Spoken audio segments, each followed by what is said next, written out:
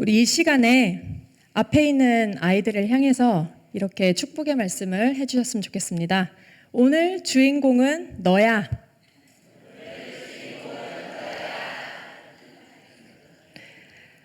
아이들이 참 예쁘죠?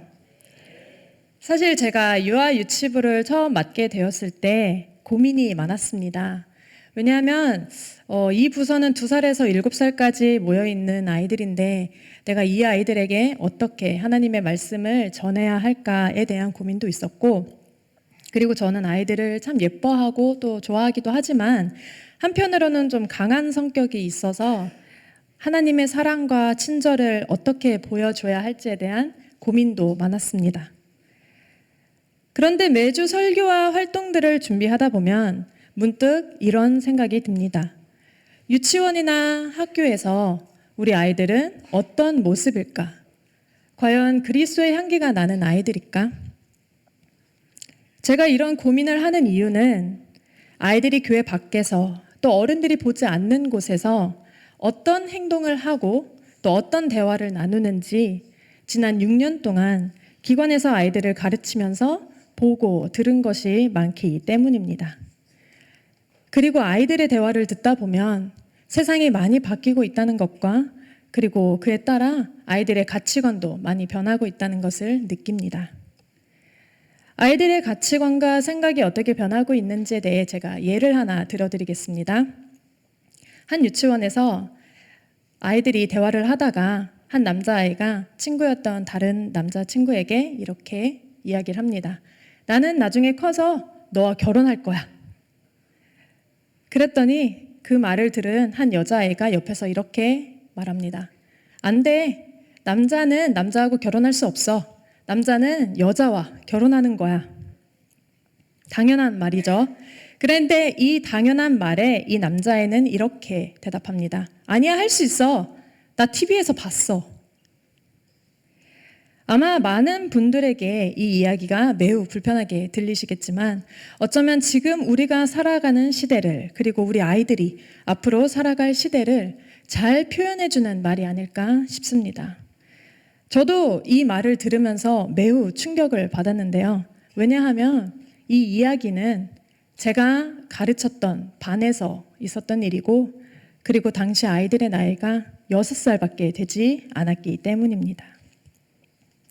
이런 현실 속에서 성장하는 아이들에게 우리가 그건 옳지 않아 이렇게 이야기를 한다고 해서 아이들이 참 들었으면 좋겠지만 잘 듣지 않는 것 같습니다. 오히려 반문을 해요. 왜요? 왜 틀린데요? 이런 아이들의 질문에 우리는 어떻게 대답을 해야 할까요? 그래서 이러한 고민을 가지고 지난 봄 성경학교를 준비하면서 우리 아이들이 다른 냄새가 아닌 정말 예수 그리스도의 향기가 나는 아이들로 자랐으면 좋겠다라는 마음을 가지고 고린도 후서 말씀을 준비했었는데요. 오늘은 같은 주제를 가지고 로마서를 통해 이야기해 보려고 합니다.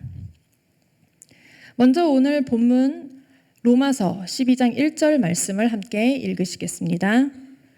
그러므로 형제들아, 내가 하나님의 모든 자비하심으로 너희를 권하노니 너희 몸을 하나님이 기뻐하시는 거룩한 산 제물로 드리라. 이는 너희가 드릴 영적 예배니라. 아멘.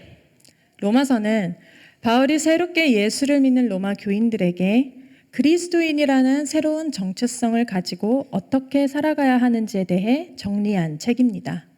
먼저 바울은 1절의 거룩성에 대해 말하고 있는데, 거룩해진다는 것은 무엇을 의미할까요? 많은 사람들이 거룩해져야 한다고 해서 1차적으로 세상 사람들과 그리스도인이라고 분류를 합니다. 그리고 2차적으로는 세상은 타락한 곳이고 교회는 깨끗한 곳이라고 하며 자신을 스스로 세상으로부터 분리시킵니다. 하지만 하나님은 오늘 말씀에 그것을 거룩이라 하시지 않습니다. 함께 본문 2절 말씀을 읽어보시겠습니다. 너희는 이 세대를 본받지 말고 오직 마음을 새롭게 함으로 변화를 받아 하나님의 선하시고 기뻐하시고 온전하신 뜻이 무엇인지 분별하도록 하라. 아멘. 거룩해진다는 것은 우리가 세상을 떠나는 것이 아니라 세상 속에서 하나님의 뜻이 무엇인지를 분별하여 구분할 줄 아는 것이라고 말씀은 말하고 있습니다. 그리고 이것이 그리스도의 향기가 나는 사람과 또 우리 아이들이 살아가야 하는 삶일 줄 믿습니다.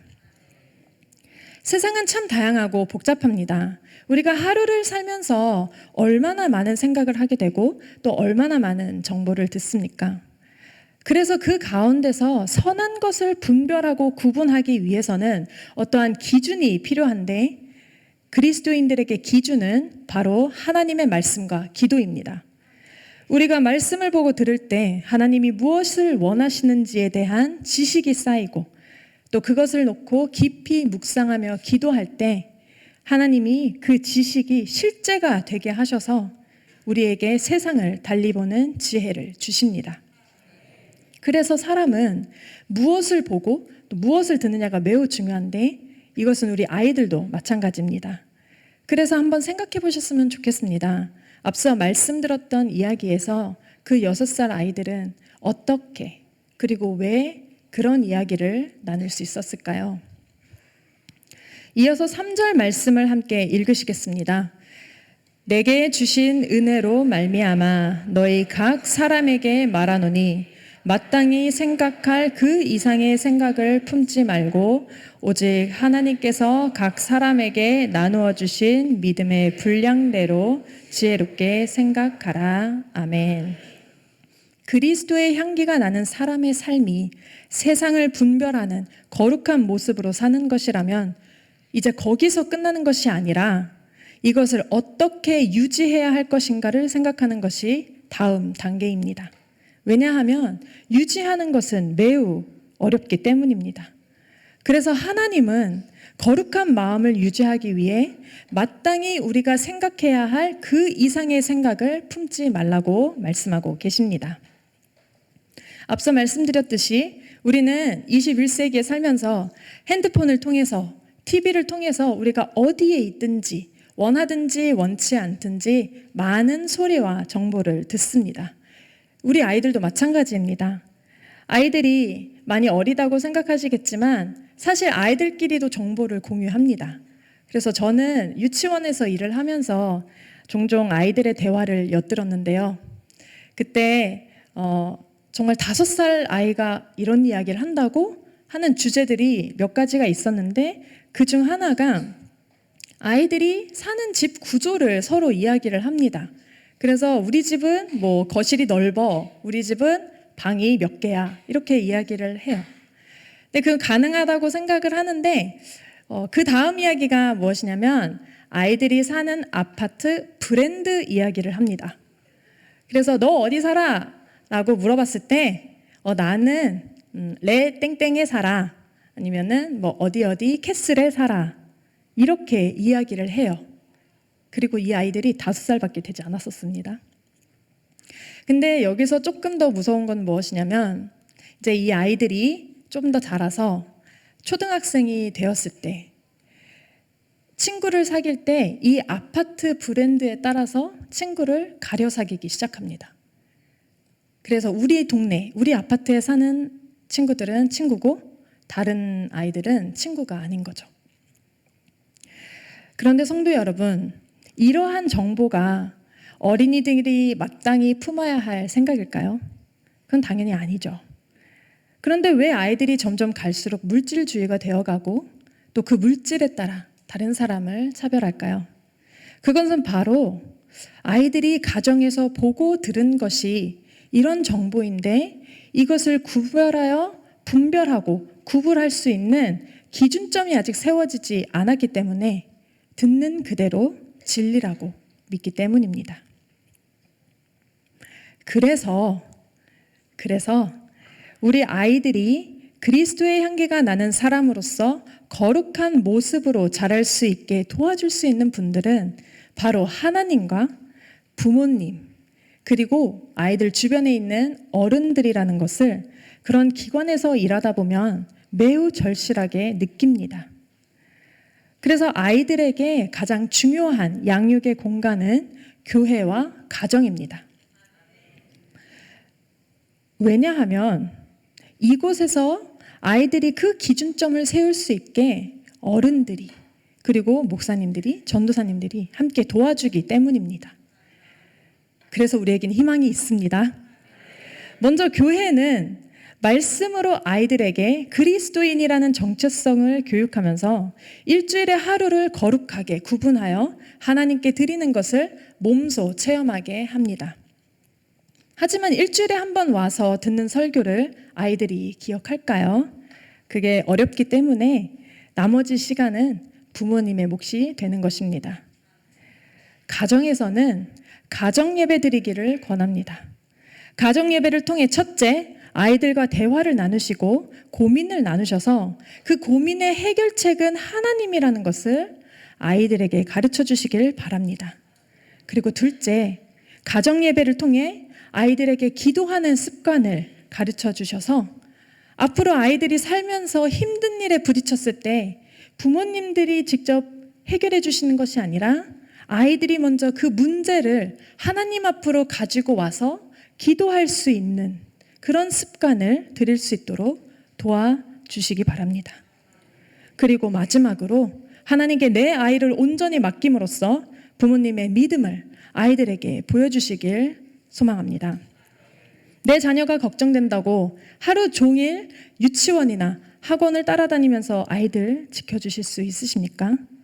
그게 어렵기 때문에 무슨 현상이 일어나냐면 부모님들의 그 불안한 마음을 선생님들한테 이야기하는 현상들이 많이 발생을 합니다.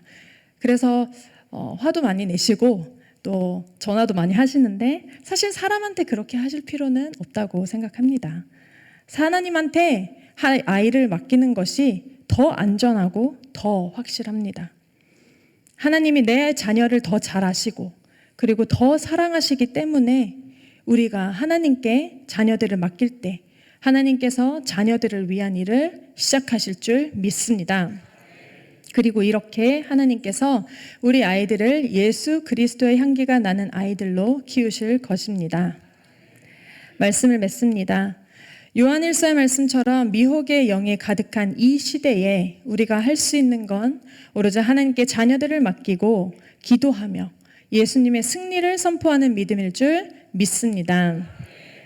그리고 우리 유치부 친구들 그리고 어린이부 친구들 하나님의 말씀을 항상 기억하며 그리스도의 향기가 나는 어린이들로 자라길 예수님의 이름으로 축복합니다. 기도하시겠습니다. 하나님 아버지, 우리가 사는 세상은 먹음직도 하고 보암직도 하여 하나님으로부터 멀어지게 합니다. 걱정도 되고 근심도 됩니다. 하지만 우리의 소망은 주님께 있을 줄 믿습니다. 우리 아이들이 마땅히 생각할 것 외에는 생각지 않게 하시고 혼란스러운 이 세상 속에서 하나님의 뜻을 분명히 분별할 수 있는 지혜를 허락하여 주시옵소서. 우리가 할 수 있는 것은 오직 주님께 우리 아이들을 맡기는 것 뿐입니다. 나보다 우리 자녀를 더 잘 아시고 더 사랑하시는 주님, 아이들을 축복하여 주시고 아이들의 삶을 보호하여 주시고 주님의 길로 인도하여 주셔서 그리스도의 향기가 나는 아이들로 성장하게 하여 주시옵소서. 감사드리며 예수님의 이름으로 기도드렸습니다. 아멘.